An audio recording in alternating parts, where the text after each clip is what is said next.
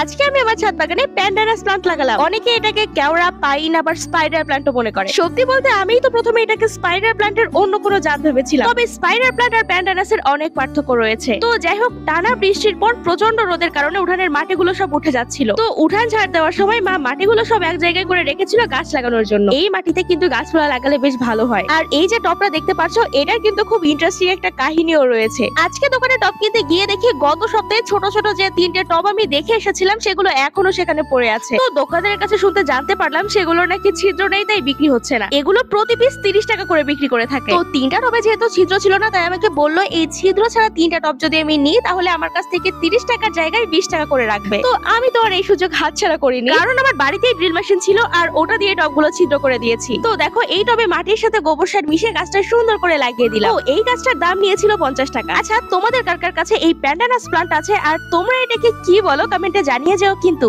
Tata.